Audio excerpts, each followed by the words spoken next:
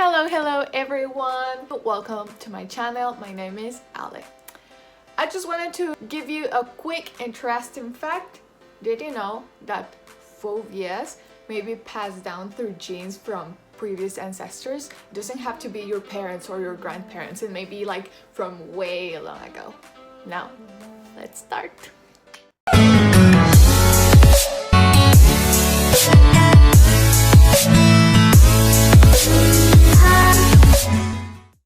Alright, so we are gonna talk about love languages.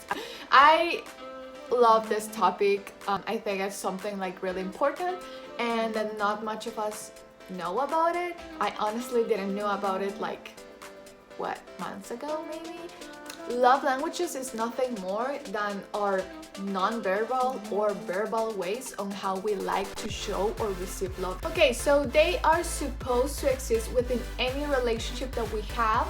So I'm not just talking here about a relationship setting or just about friendships. Like this can be like any relationship. There are supposed to be 5 love languages. And it may be that you like to receive and show in the same way. Like there's one that is your main one. But it may also be that you like to receive love in one way and you like to show love in another way. And you may have more than one. Like you don't have to be set just with one, like no. But this is really important. The fact of understanding your friendships or your relationships with your family or with your partner or whatever, anything that helps you to understand them and what they want, also yourself, that will better your relationship. So that's the main thing here in the main topic. Okay, so number 1, words of affirmation. This means that you like, or your friend or your partner to give you words of affirmation. This could be like words of encouragement, congratulations, words of affection, words of support, whatever that makes you feel good. So words of affirmation works for this. They help the person with their self-esteem and with their well-being as well. So they will be like, for example, I love you very much, or you did great on your performance. This all brings something positive to the person's life. But a specific thing here is that when you say this to someone, this has to be true. Like you will not be making stuff up, because this is another thing that we as humans have. Like we can detect when someone is being fake, like we can see it. So of course, if the person realizes that what you're saying is not true and that's not what they are really feeling, how will you feel? So for this to work, this has to be true, okay? Now, second love language, quality time. And this is just as it sounds.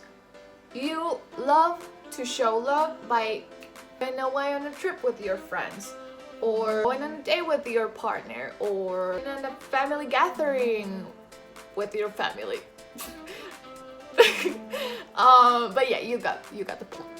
You like to receive that. It's just because you like the people you love to be, I don't know, you can be doing anything, but like to be spending time with you.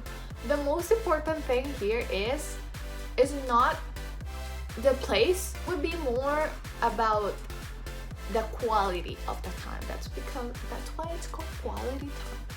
But yeah, so it's more about the quality, and also about like, if you want to spend time with someone, do not rush it. Like enjoy the moment, even if you're watching movies or you're going to the park or you're going with your friend for a coffee. Like okay, so the third love language, gifts.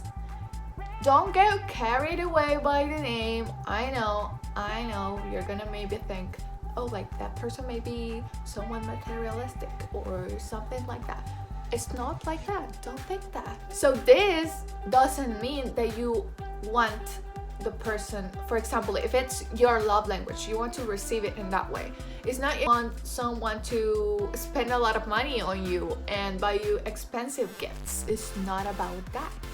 This love language is more about the intention of the act. Like, let me give you an example. You go to the grocery store and you know that you're seeing your friend later. You know that she loves chocolates and there's a chocolate that, like, I don't know, it costs like 25 cents and you just bought it.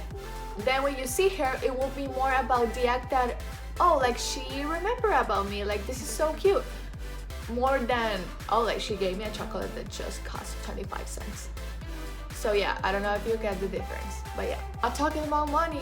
I don't know, you're seeing your boyfriend, he was walking down the street and he saw a flower he thinks you will like, so he just picked it up for you and then he gave it to you when he got home or something like that. So he didn't spend a dime on that kind of stuff.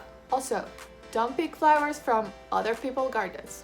No, I'm not saying that. I'm not encouraging that, okay?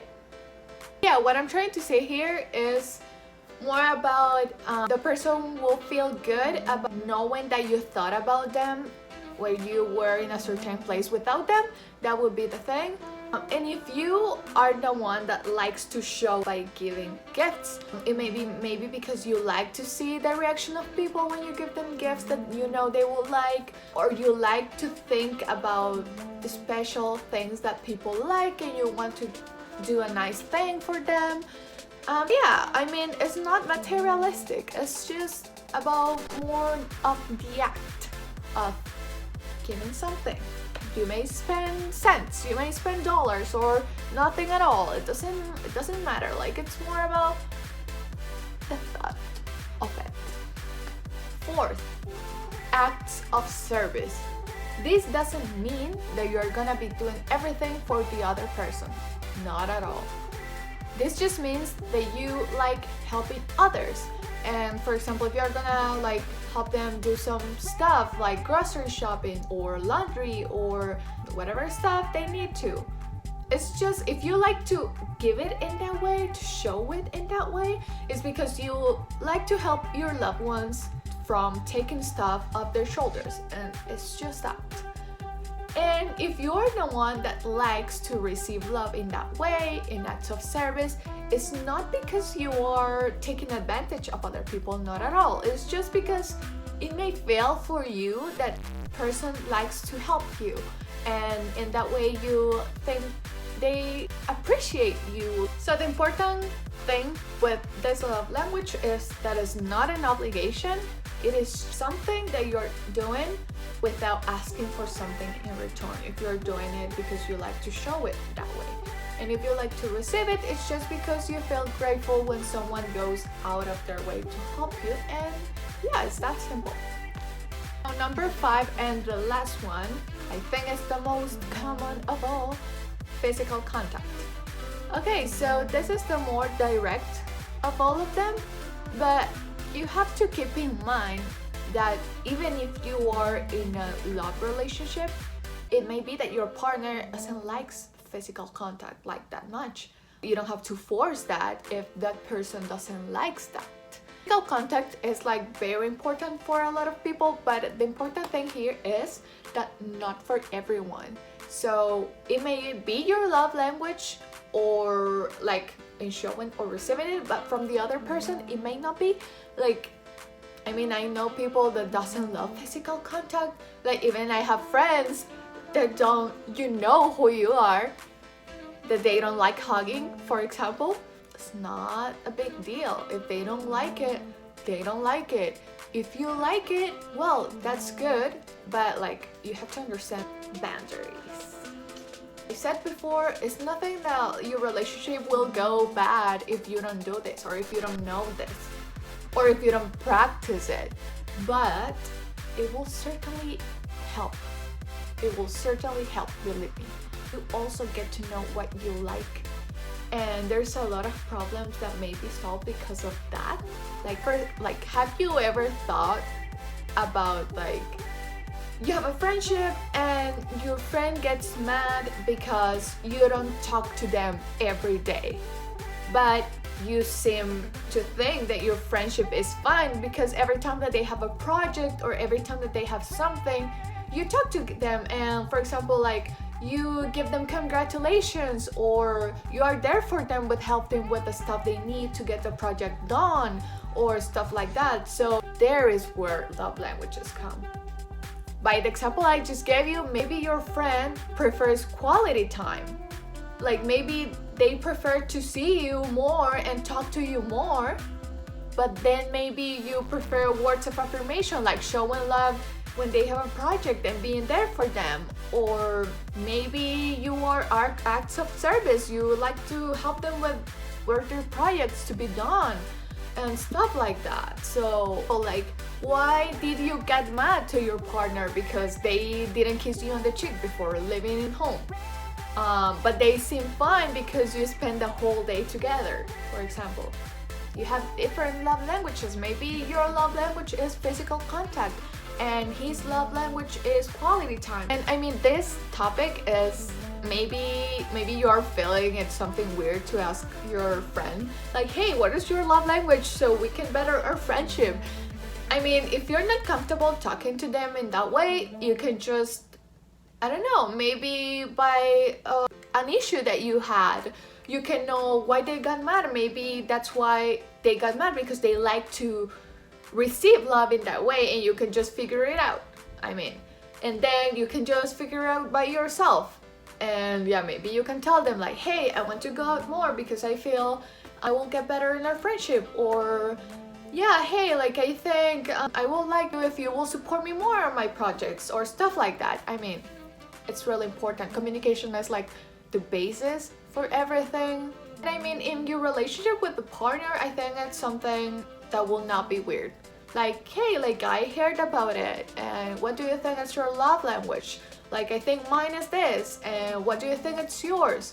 And the important thing here is finding a balance. Like, if you like quality time, I like acts of service. Who likes acts of service, you can try to help them with some stuff that they have. So if you feel like quality time, you can be like, why don't we go out once every week? Or hey, why don't we make a movie night every week? Like stuff like that. I mean, it's really easy to communicate with your partner. Like, it's really, really, really important. I honestly think that my love language is quality time. I love going out. Well, here in Canada, if it's like too cold, you're not feeling like going out actually. But I think, yeah, that will be my love language. So yeah, go on the comments. I want you to watch this video, really think about it, and tell me in the comments what you think your love language is.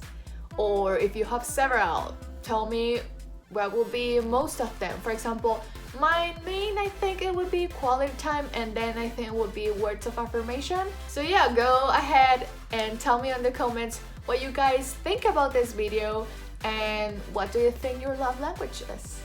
Alright, so we got to the end of my video. I hope you liked this video and enjoyed this topic as much as I did, because I did. If you like it, like and subscribe to my channel to see more of these videos. Remember that next week I'm doing the same topic but in Spanish for the ones that feel more comfortable with that language. And yeah, we'll see you in the next video. Bye.